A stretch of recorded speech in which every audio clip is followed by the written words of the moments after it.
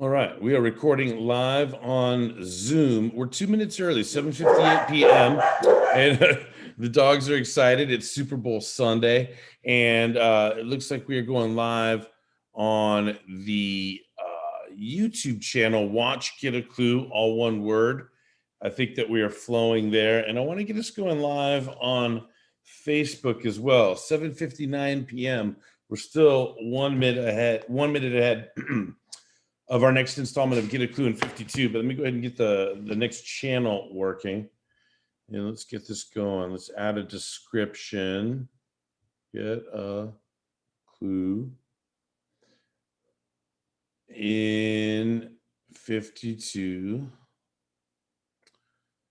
Tip number 6 this week. All right. Here we go. All right. So let's get it rolling. Let's see what's happening. All right, I think we're going live now on Facebook. We've been going live into YouTube on my Watch Get a Clue YouTube channel, and we're recording on the Zoom side. And hello, Patty.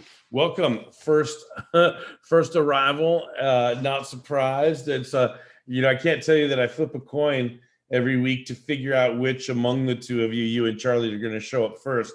But that leads me right into the introduction. Welcome to another installment of Get a Clue in 52. In 2019, I self-published this book, Get a Clue in 52. Last year, 2020, every Sunday night, I came on board into Zoom, streamed a Zoom into Facebook in the group for Get a Clue in 52 on the Facebook side, and read one tip every single week, and then pivoted into group conversation with whoever happened to join me on the Zoom side. And now, this year, we're doing the same thing all over again, except with the second edition of Get a Clue in 52. And there are some improvements like formatting and some grammar, spelling, and punctuation and page numbers and some other things. But one of the things that's different about this edition than last time is I had to update the dedications section a little bit. And that's where I want to start tonight. And, I really kind of wish Charlie were on with us right now. I don't know. I mean, the Super Bowl is definitely the most watched program in our country, but it's watched around the world as well. I don't know how early in the morning people wake up to watch it live, but Charlie is usually with us every Monday morning for him, Sunday night for us. So anyway, I have a lot of dedications in this book because I'm grateful to so many people for helping me get it going. And this is tip number 6 tonight in the communication section. The book is organized in 5 sections: communication, accountability, not in any particular order, just off the top of my head as I see Charlie come on. It's actually, let me think of the order this year in the second edition: communication, then it's going to go into marketing, networking, sales, and accountability.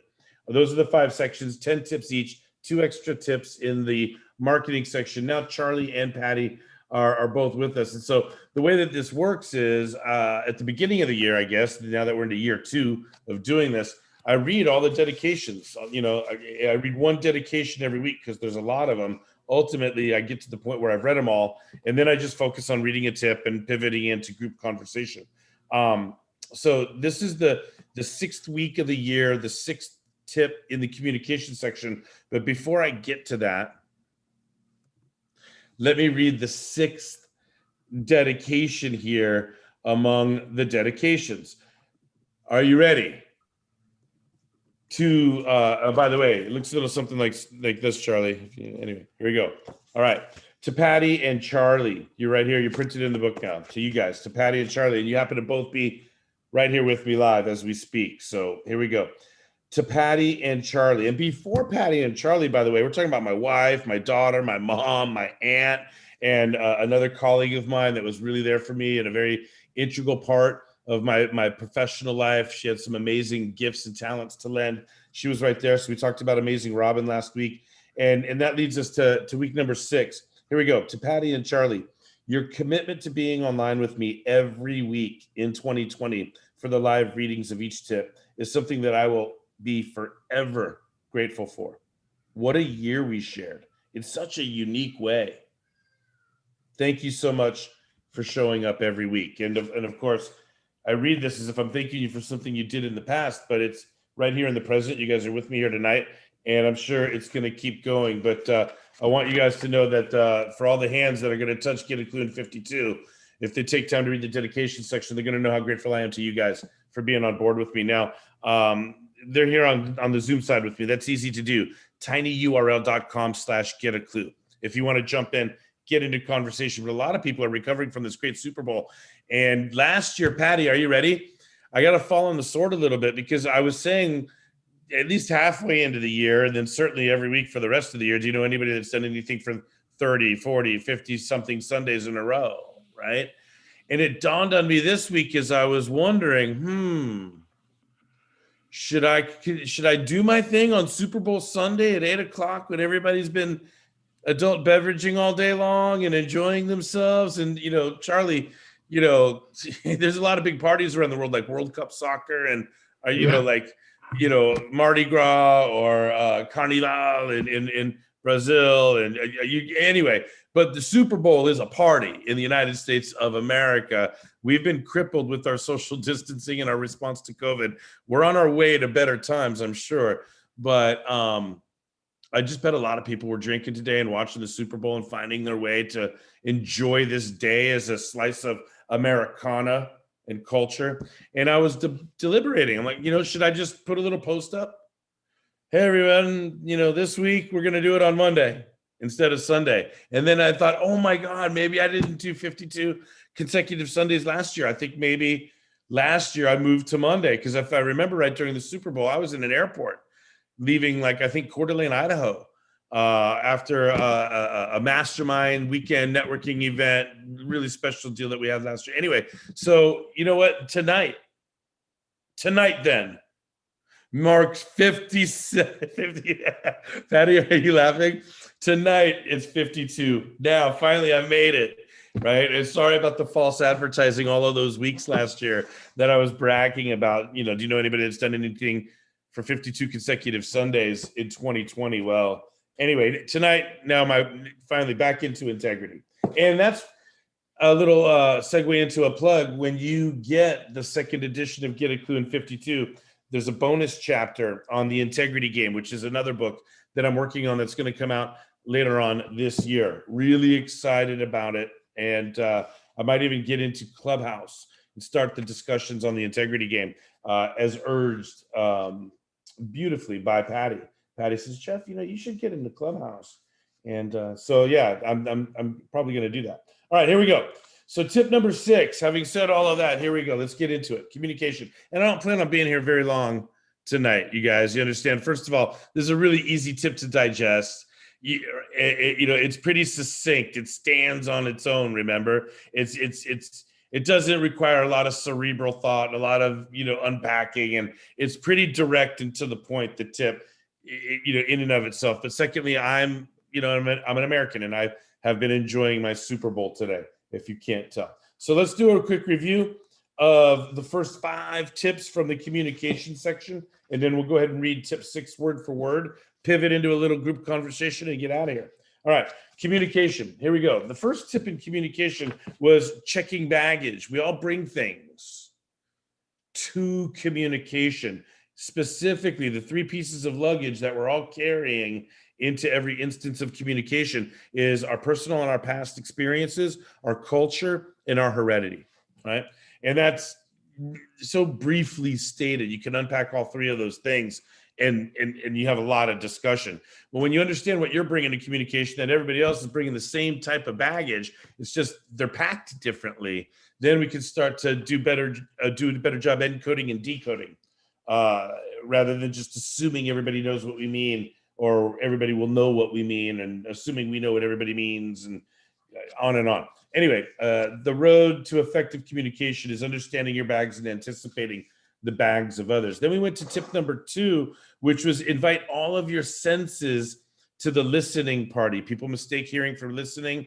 Hearing is just physiological, but listening is psychological. And when you think about that, you realize that you can attend to anything that you observe. So why not invite all of your senses to the listening party? What you see, what you smell, what you taste, what you feel. Expand expand your radar of what you're observing and what you're attending to among the things you're observing. And you'll pick up on more situational clues, for lack of a better word, which help you be a better communicator. So invite all of your senses to the listening party. That's one thing I'll tell you, Patty. I was on that Clubhouse the other day, yesterday. And, what I like about Clubhouse is that it's just pure audio, right? No distractions, no video, no holding a camera, no worried about what you're wearing or whatever. And then remember that old term, theater of the mind, for radio, and how captivating radio was. I'm sure before TV came along, I wasn't alive, but we have imaginations for this, right?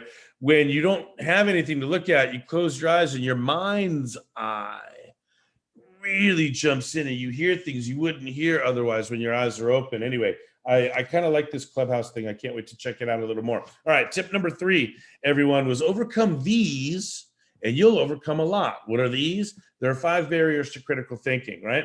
There's stereotyping, frozen evaluation, self-interest, ego defense, and ethnocentrism. There may not be a more important tip in the entire book than tip number 3 in the communication section.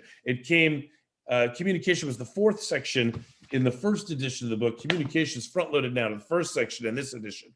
And tip number 3, I can't understate the importance of the tip. The same things that prevent us from thinking critically are the same things that prevent us from listening. They prevent us from loving. They prevent us from being objective.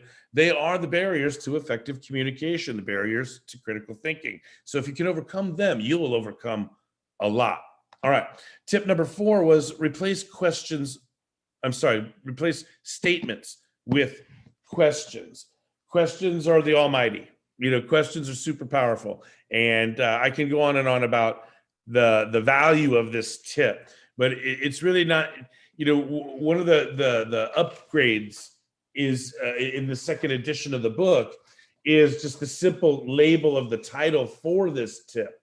I think maybe in the first section it was like ask questions, or asking questions is a tip in more than one. Maybe I think 3 of the 5 sections asking questions or focusing on questions. So I wanted to tweak the name of the tip a little bit to focus on the different dynamic. Questions are powerful for different reasons. And when I'm recommending questions in the communication section, I'm specifically recommending them as replacements to statements. When you make a statement, it's almost, you got to be careful because you're like stating that the world is a certain way. And if somebody disagrees that the world is that way, now you are pressing upon them. And there's going to be an automatic reaction to press back. Even if you guys love each other, even if you guys are bound to agree. Statements are a form of pressure, where like a form of press, where questions are a form of pull.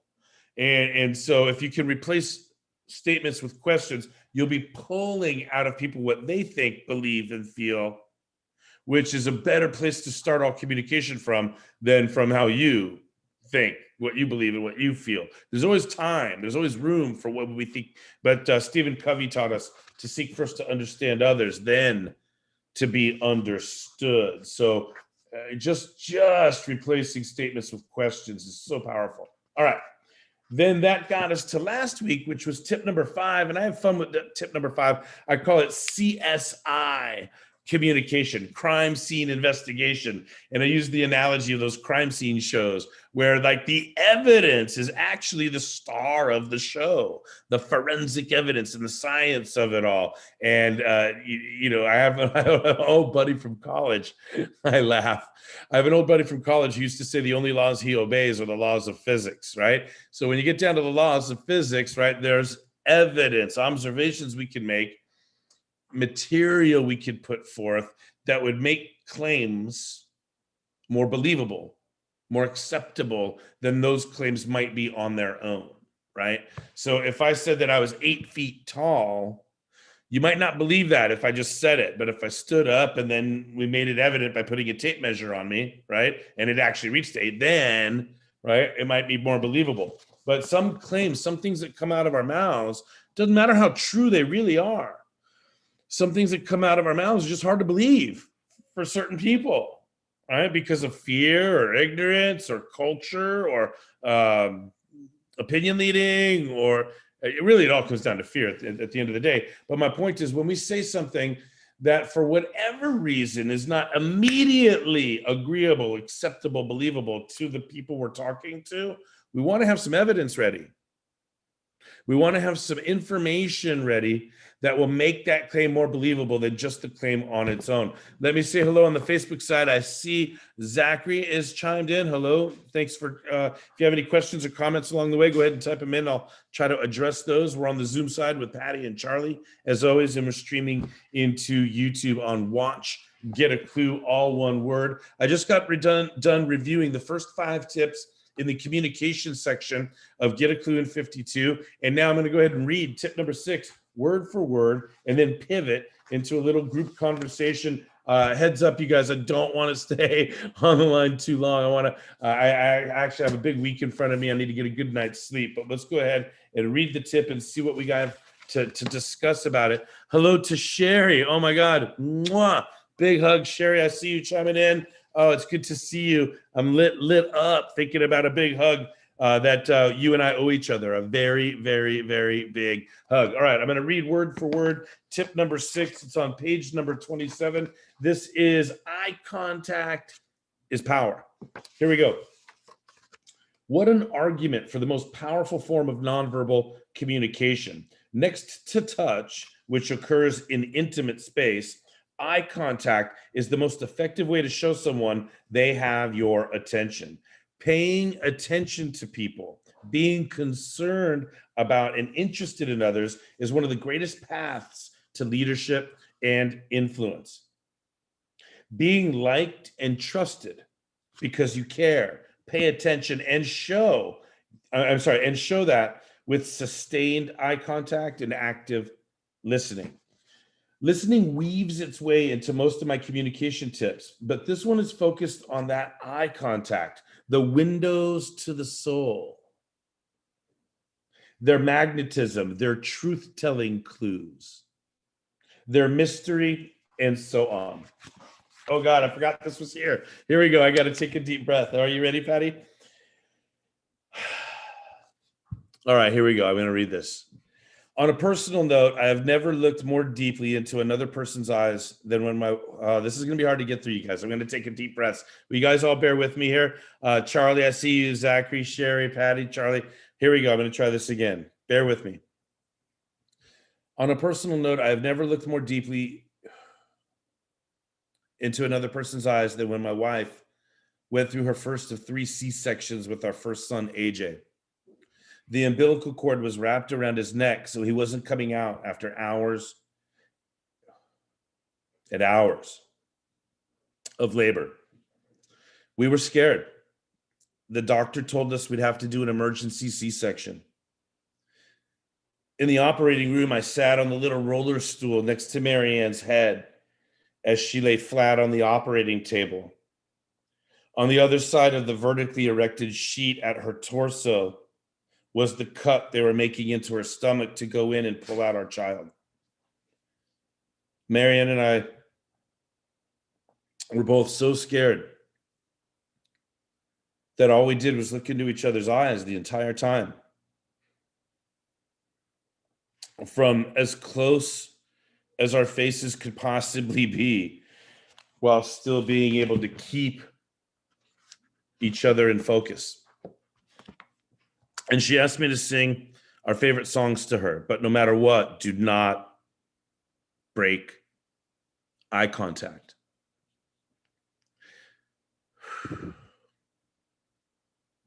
I hope my story gave you a sense of how powerfully connected two human beings are when making accurate, deep, and sustained eye contact with each other. I am positive you already know that eye contact is powerful, and you have your own experiences of that power.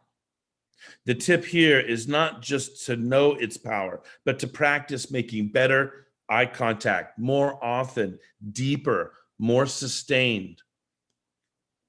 To practice and work at more eye contact in your conversations. All right, there we go. Tip number 6. Woo! Drop the book. I made it. I always have napkins handy just in case I tear up and get emotional. And I got to tell you something. thinking about giving birth to that kid, AJ, that first kid, AJ. He had a milestone achievement this weekend. He made the team number one, the equivalent of varsity for winter baseball as a sophomore. And that projects him to 2.5 to 3 full years of varsity baseball experience. And that's from like years and years and years of hard work, and a lot of families and parents and other players in our community that doubted him. And his perseverance, his commitment, his love for the game, his workouts, his diet, his study, on and on. I can go on and on and on and on and on. And when he saw me cry yesterday because I was so proud of him, he doesn't know that deep eye contact I had with his mother when he was being pulled out of her stomach. He just doesn't know all of that yet.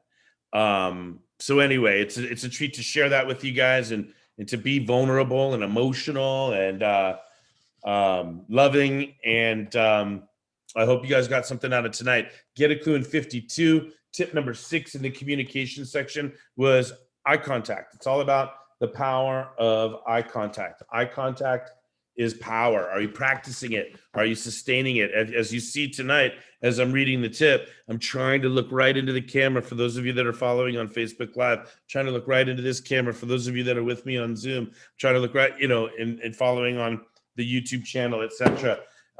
We're doing so much on Zoom right now. How many of us are looking right into the camera when we're doing our Zooms? So many people are activating their audio and cutting out their video, right? Like what's the new normal form of eye contact? Look right into the camera, to make that eye contact and give the people that are following you, listening to you, watching you, interacting with you, the sense that you really see them and care about them and want to make sure that you establish, sustain, deepen connection. We're all hurting for connection. We all need deeper connection right now, more than ever, right? So eye contact is tonight's tip, y'all. All right, let's go ahead and open it up and invite some comments on the Zoom side. Patty and Charlie, as always, you guys are here with me. It was a treat to honor you guys in this version of the book, in the dedication section. And you guys just have no idea how much I love you, that you guys are here for me every week, making sure I have somebody to talk to after I read a tip, even when I don't want to talk that long, tonight included. But you guys are still here, and I want to go ahead and open up. Do you guys have any comments or questions? Let me go ahead and get off the headset. Let's do that whole thing where anybody that's following along on the Zoom side, on the Facebook side, they'll be able to hear you guys. So let's go ahead and make sure we get that set up real quick. Hang on a second, and let me test for audio. Testing 1, 2. Can you guys hear me? Yes. You can hear me now? I can hear you? You can hear me? All right, beautiful. All right, you got Patty, Charlie, welcome as always, welcome again. Do you guys have any questions about tonight's tip? Or anything else, by the way, for that matter? Get a clue in 52, tip number 6.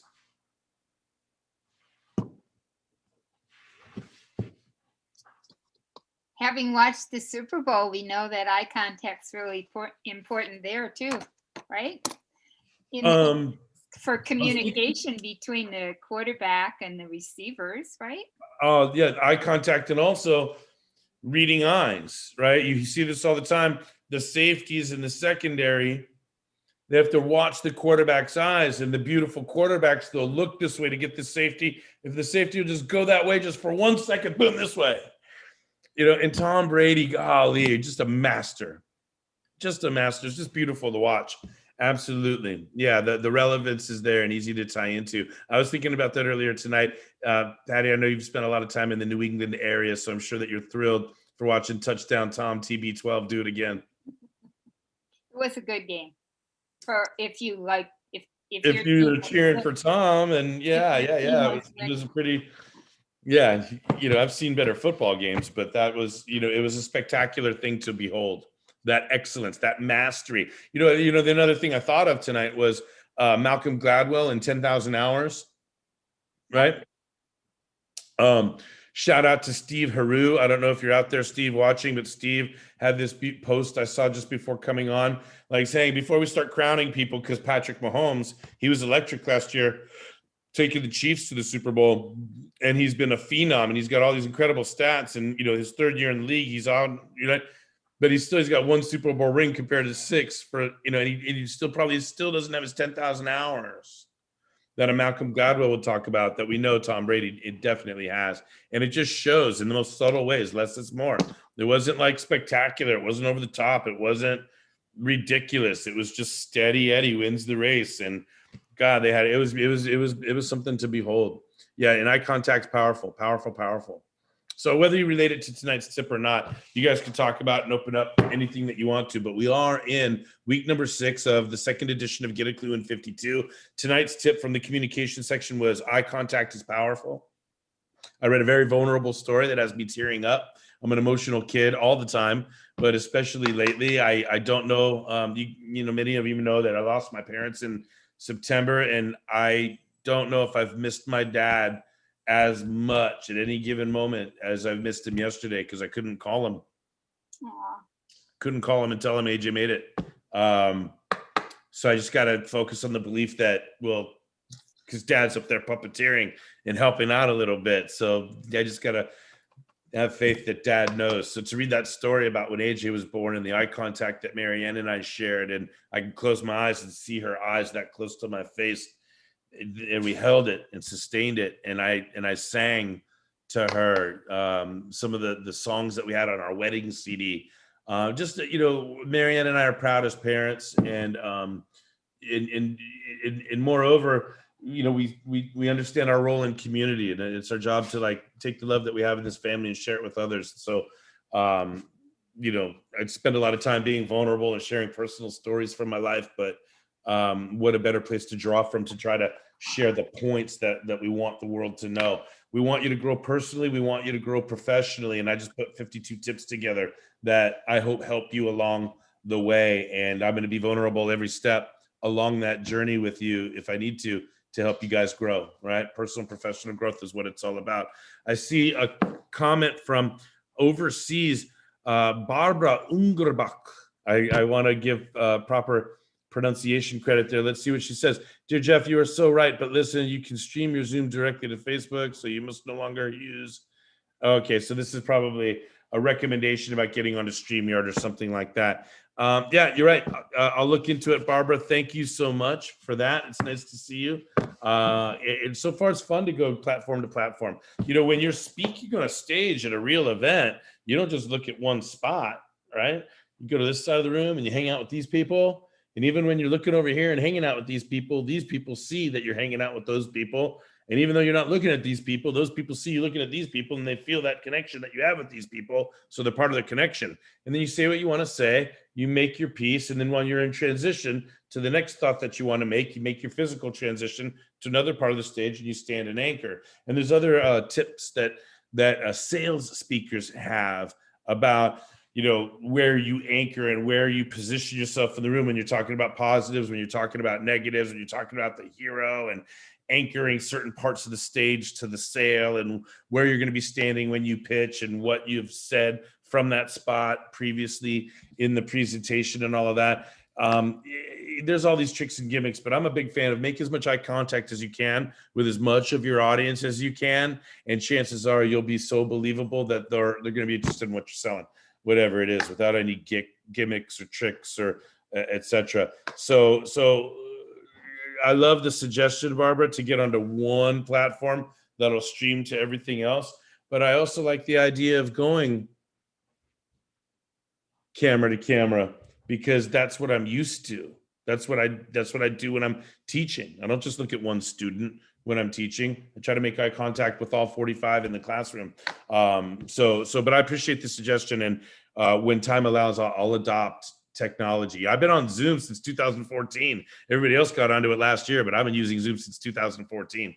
I digress. I'm not fearful of adopting new technology. So maybe a StreamYard or something like that is in my future. But right now, tonight, we are doing tip number 6 from the communication section of Get a Clue in 52, available on Amazon in all these different countries. Barbara, I hope you find your way to getting a copy of the book. That would be so cool to see the stats go up internationally. I'm not trying to say, international bestseller or whatever. If 5 people get the book and their lives change, I'm cool with that. But we're going to keep promoting it, and we hope a lot more get it. All right, Charlie, Patty, anything else from you guys? You guys are here live with me. Tip number 6 from the communication section is the power of eye contact, but you can ask me anything you want. You're the one that you guys are the ones that are taking time to be here. So open it up and let me know if you have any comments, questions, jokes, additions, corrections, anything like that for tip number 6 tonight. Get a clue in 52.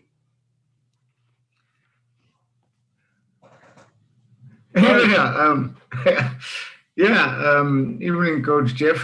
Well, huge congratulations to AJ. Thank you, sir. He's doing pretty well. Right there, as a youngster. That's right. Super Bowl. Thank you, Barbara. Party. Thank you, Barbara. Football.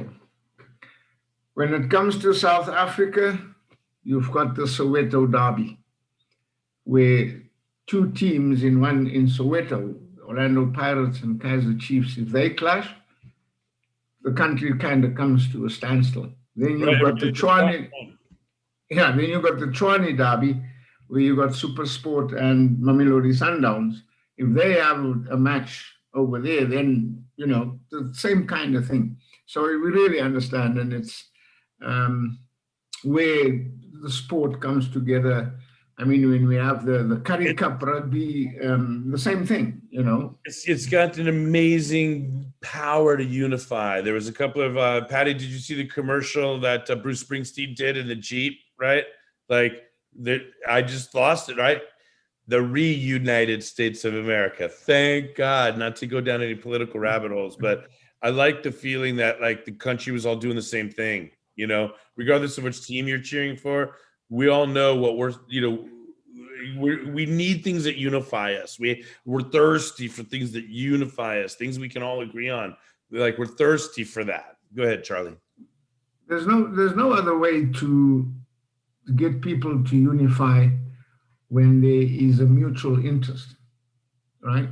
So, and it reminds me when we got to our democracy in 1995, on the build-up to the World Rugby World Cup, our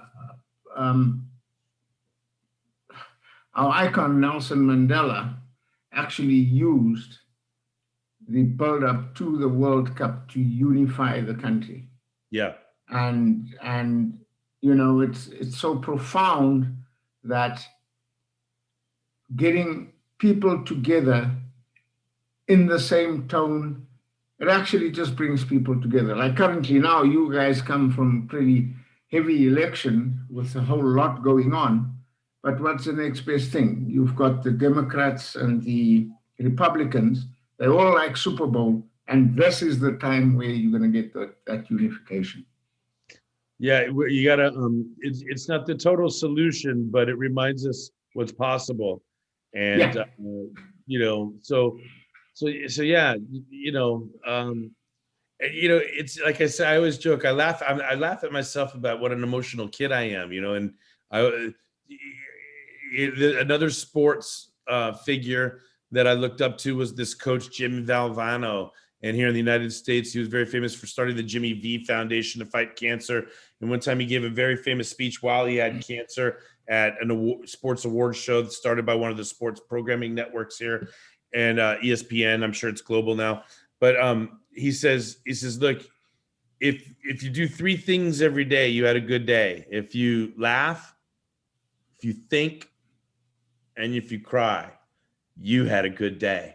And I'm having a great weekend. It's great to be with you guys. We're here for another installment of Get a Clue in 52. Tip number 6 out of the communications section. There's 5 sections in the book: communication, marketing, networking, sales, and accountability. And we're 6 weeks in. We're going to do this every Sunday night. Thanks to those of you that have been joining on the Facebook Live side, like Barbara and Sherry and Zachary and some others.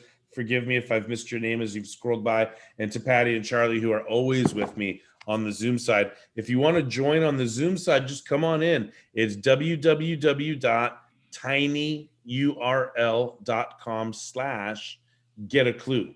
Very simple. And you can come on in and interact with us. What else for tonight, Charlie? You got more? You got more for us? The eye contact thing, especially in different cultures, like in South Africa, many cultures, you do not look at an adult. You do not look an adult in the eye. It's regarded as disrespectful. However, now in recent times, it tends to be going away very, very slowly. But many, pardon? No, you bring up something that's very cool. There's really, I don't know the statistics off the top of my head, but I want to say 6. Like there's maybe 6 or 7, like less than 10 gestures that are nonverbal, right? That mean the same thing universally. Mm-hmm. Do you understand? Like I know smiling is one, right? But bowing may mean one thing in one culture and another thing in another, right? Hugging may be one thing in another culture, handshakes, like things that we take for granted as meaning something in our culture might mean something different in another culture. So tell me more about eye contact in South African culture, please. This is awesome. Thank you. Well, you know, I'm sort of from what they call the colored race, so it's less strict on the traditional cultures, even though we do follow some of them in whichever different ethnical section of it that we arise from. I remember I was a kid still, and speaking to my grandmother, we couldn't really, if you looked her straight in the eye, it doesn't mean you can't make that little bit of eye contact, but if you stay like focused and caught onto her and like paid attention to the eye contact, you being rude. Well, I think it's interesting, Charlie. Can we role play this a little bit? Let's see if we can. Let's see what we can get down here. Let's see. Let me see here. I'm going to all right, speaker view. I'm on speaker view. So tell me when you believe me to be looking right at you. If I'm looking into the camera enough for you to feel that I'm looking right at you. Tell me when you feel that. Well, kind of, yes, but I'm not that way inclined. Well, hang on. It's not. No. Yeah. Just be patient with me. Role play. I'm. Trust me. Let's go on a ride together. Let's see what happens. Yeah. Do you feel that by me looking into this camera right now that I am looking at you? Does it feel like I'm making eye contact with you? Yes. Okay, now watch. Tell me how you just describe how it, like, when I change my nonverbal, even though I'm going to keep eye contact, when I change my facial expressions around the eye contact, you tell me now you're looking at me like this. Oh, now you're looking at me like that. Wait, now you're looking at me like this. I want you to see if you can notice a difference. Ready?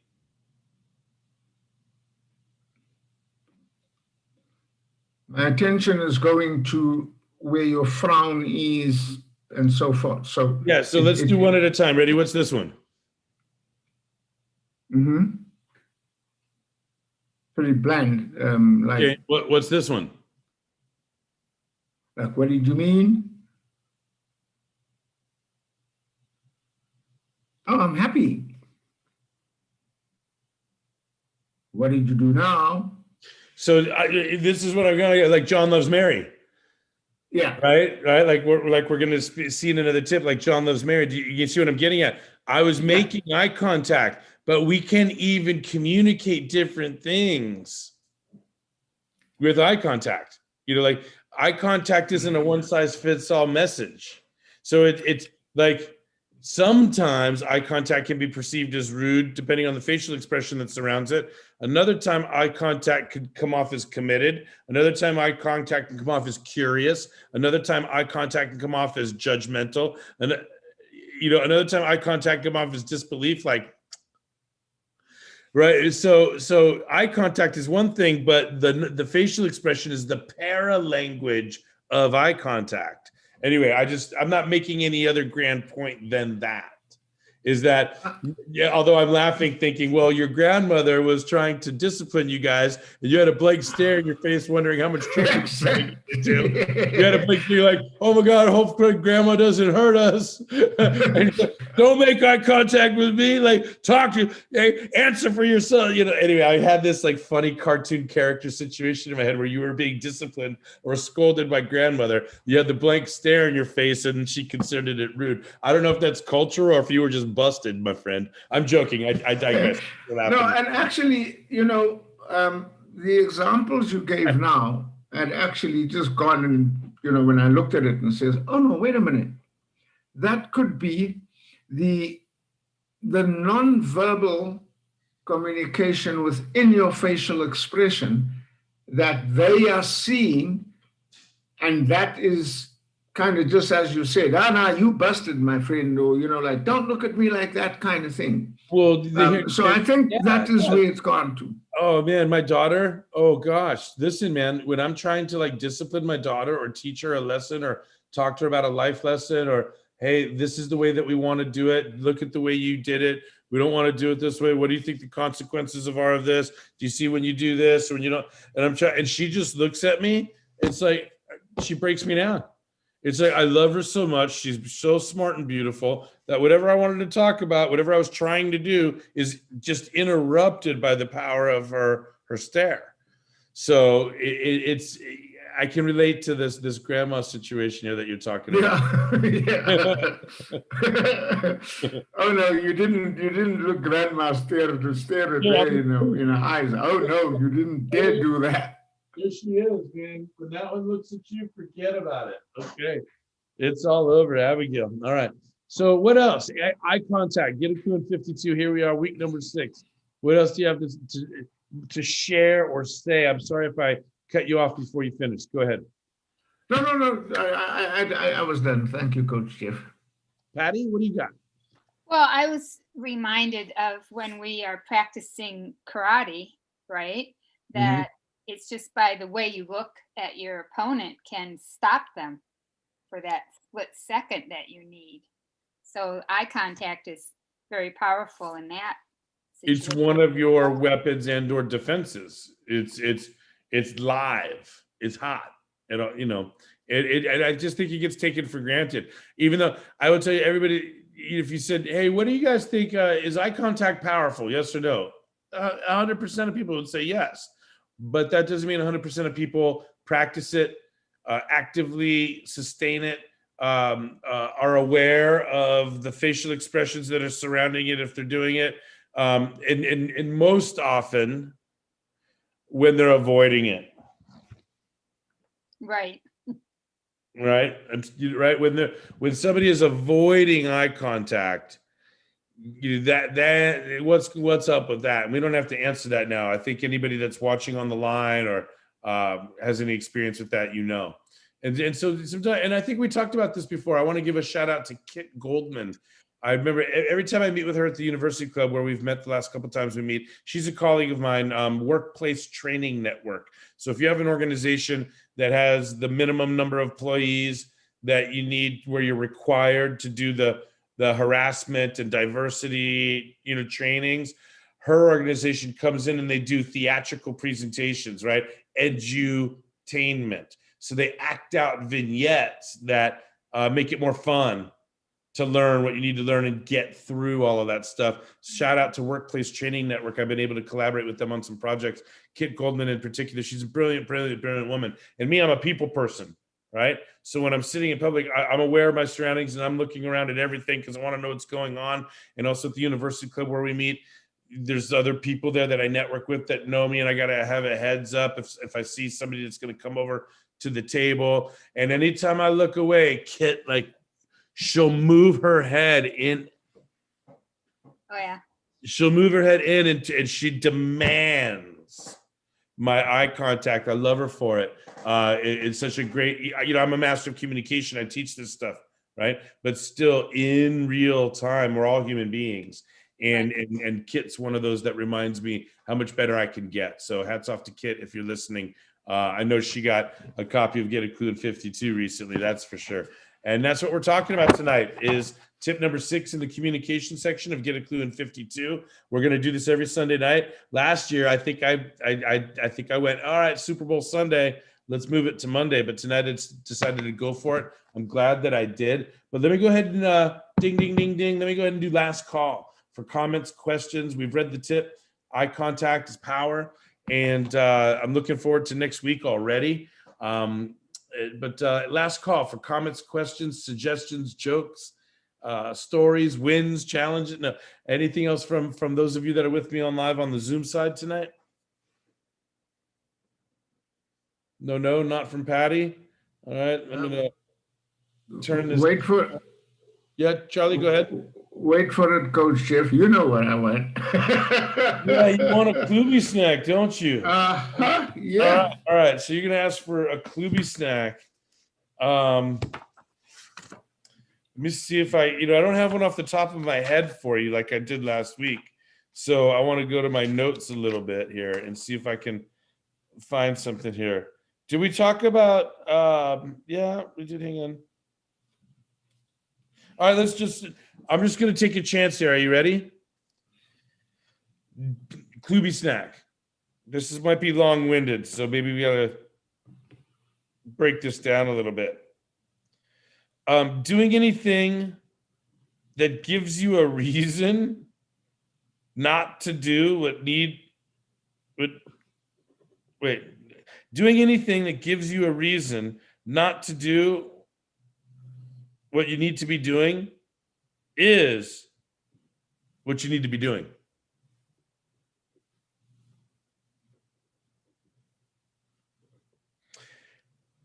Those are notes, rough notes in my journal last year.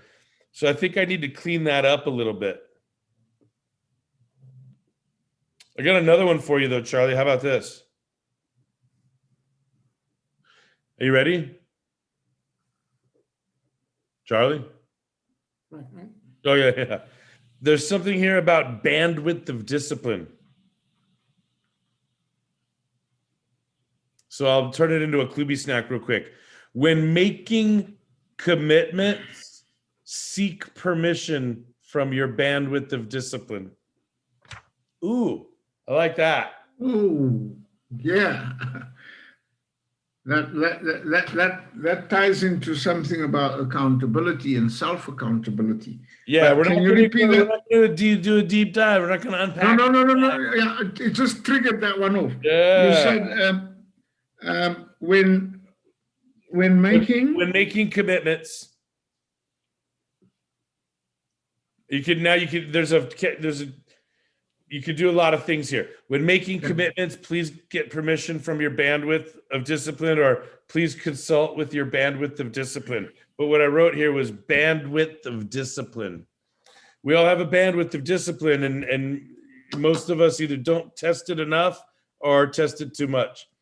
And, we make commitments without consulting our bandwidth, without expanding our bandwidth, without, getting permission from our bandwidth. So it's pretty funny to think about getting permission from a bandwidth. But when it comes to discipline and your commitments, it's just a recommendation. There you go. #Kluby snack. When making commitments, please consult your bandwidth of discipline. Thank you very much. All right. Get a Clue at 52. All right. You guys ready to finish it up for tonight and seal it with a kiss? Patty, are you ready? All right. Hang on a second. I want to make sure that people can see what we do here. All right. Oh, wait. There we go. Are we ready to go? All right. 1, 2, 3. Here we go.